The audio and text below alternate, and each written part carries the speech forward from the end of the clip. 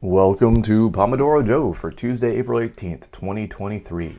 Today we're doing LeetCode problem 1768, merge strings alternately. It's an easy problem. So you're given two strings, word 1 and word 2. Merge the strings by adding letters in alternating order, starting with word 1. If a string is longer than the other, probably should say if one string, but if a string is longer than the other, append the additional letters onto the end of the merged string. Return the merged string. All right, this is pretty straightforward. So we'll put 25 minutes on the Pomodoro timer and we'll get started. So I think for this one, we'll try a couple different ways, but the first way we'll try this is recursively. So our goal here is to take word 1 and word 2 and then alternate the letters in our return value by choosing the first letter from word 1 and then the first letter from word 2, then the second letter from word 1, and the second letter from word 2. And we keep going until we reach the end of one of the words, and then we just take the rest of the other word and add it to the end of our return value. All right, so the recursive function for this. I think the first thing we'll do is write our base cases. So what's a base case? Well, if we don't have a word 1 or a word 2, if they're just an empty string, then we have a simple case. So if we don't have a word 1, then we'll just return word 2. All right, and the same thing goes for word 2. If we don't have a word 2, then we'll just return word 1.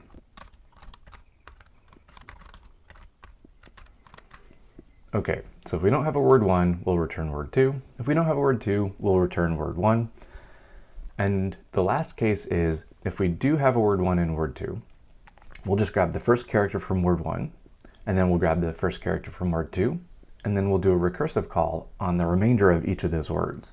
So our result here, we'll just say that's going to start as word 1 at index 0. So that's the first character of word 1. And then we'll append the first character of word 2. And then we'll append the rest of the result, which will just be a recursive call here. So we'll call the recursive call and we'll pass in the remainder of word 1 and word 2. So that's going to be word 1 from index 1 to the end and word 2 from index 1 to the end. And at the end, we will return our result.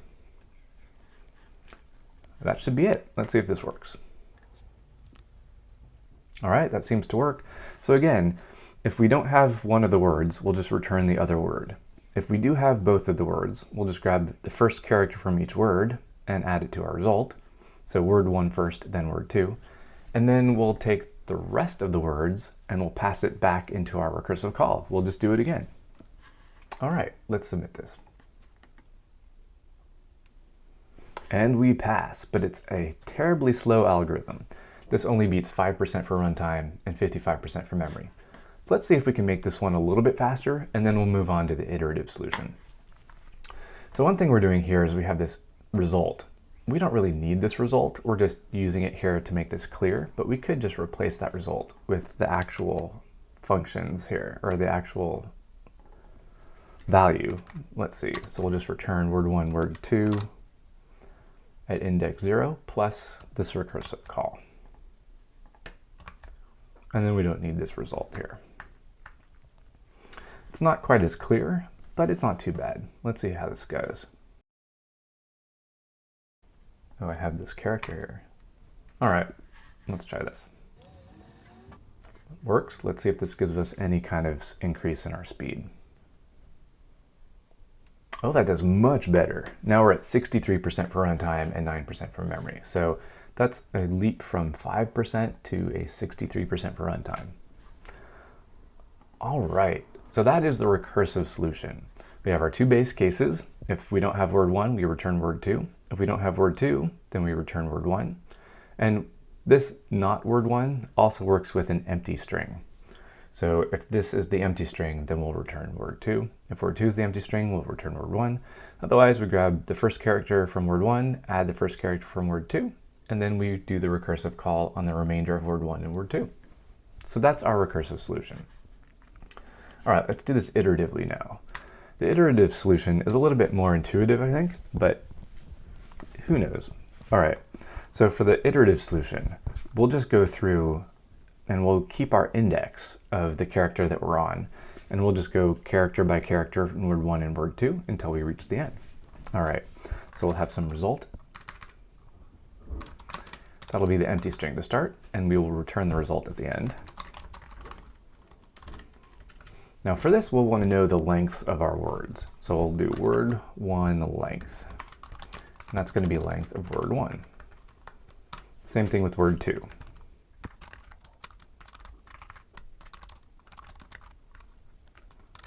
Now, in our solution, there are lots of different ways we can do this, but I think what I'll do is just go to the longest length. So we'll do a max length, and that will be max of word 1 or word 2. Word 1 length.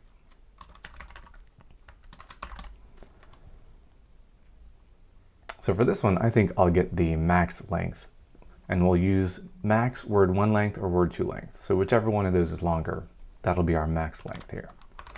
Then for every index in our range up to max length, so that's from 0 to max length.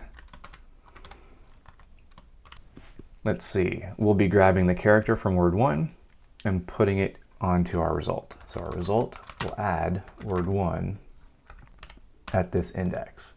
But that only works if this index is in the range of word 1's length. So if this is outside of our length, then we'll have to just append an empty string. So we'll say result plus equals word at index I if I is less than word 1 length.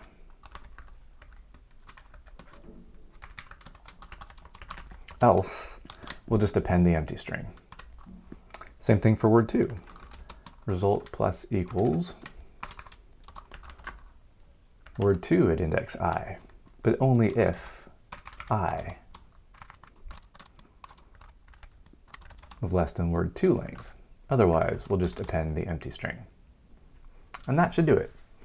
All right, so for this one, we'll start our result as an empty string. We'll get the lengths of each of our words, and then we'll find whichever one is longer. Then we'll go from 0 to that longest length, and if our word has a character at that index, so we'll do word 1 first, we will add that to our result, and then word 2, character at index I, add to our result.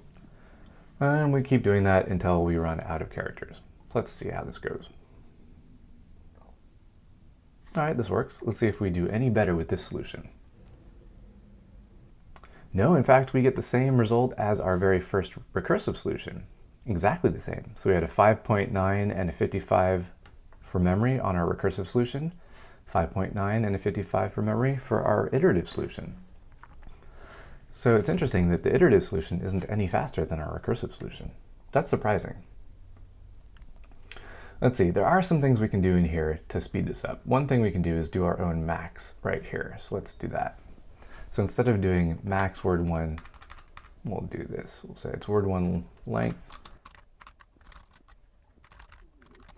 Okay, so this is our own max right here. We'll say the max length is the word 1 length if word 1 length is greater than word 2 length. Otherwise, we'll take the word 2 length. All right, let's see if this makes any difference. It probably won't, but it might. It makes a little difference. So now we're at 32% for runtime, 55% for memory. Okay, the other thing we're doing in here is we have this append, and we're always appending something, even if it's just the empty string. That can be expensive. We don't actually need to append the empty string. So one thing we could do is just do the ifs explicitly, so we can move some of this around.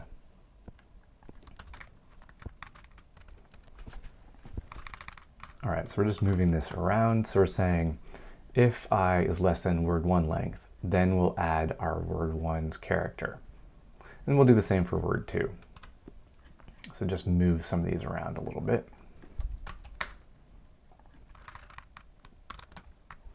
Okay, it still looks pretty clean, and it does save us the append, so we don't have to append empty strings if we don't have a character at that index. So this should save a little bit. And it doesn't. That surprises me. So now we're only at 14% for runtime, 55% for memory. Wow, that is surprising. Let's see, I wonder if changing some of the spacing, sometimes that helps, not always.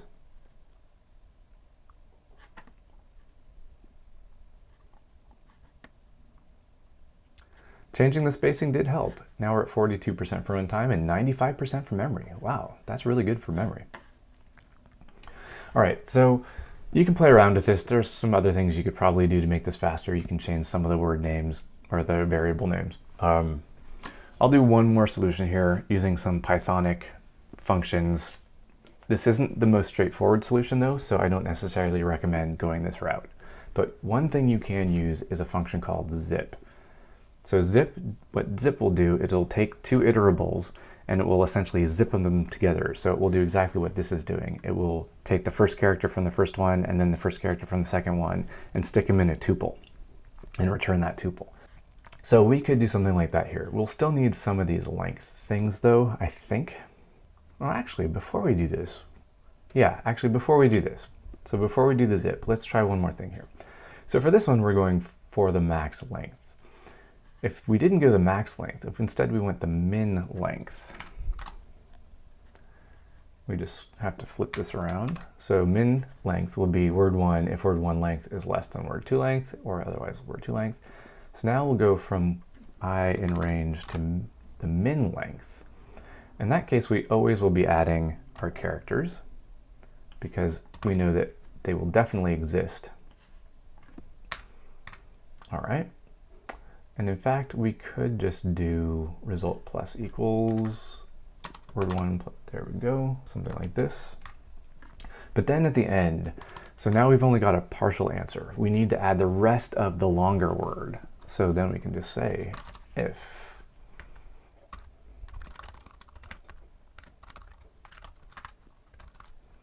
So if word 1 length is longer than word 2 length, so if word 1 is longer than word 2, then we'll add the rest of word 1 here to our result. Now let's see, how much do we add? So that's going to be the difference between the word 1 length and the word 2 length. Let's see. We'll have start index here. Actually, we can just say it's going to be word 2 length, now that I think about it, to the end. And then we'll do the same for word 2. And then if they're both the same length, we don't need to do anything. So I'm just going to flip this around. All right, let's see if this works. I haven't tried this, so we'll see if it works. And we're missing something here. Oh, this should be word 2. There we go. Okay, it seems to work. Let's see if this saves us anything. Not really. We do well on memory, 95% for memory, but we only get 17% for runtime. So it doesn't really save us much on runtime.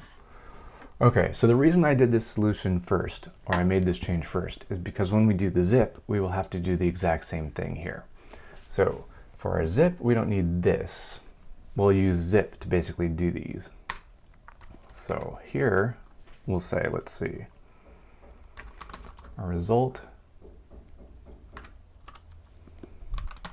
join. This is a little tricky. I might be getting this wrong. So let's see here. A plus B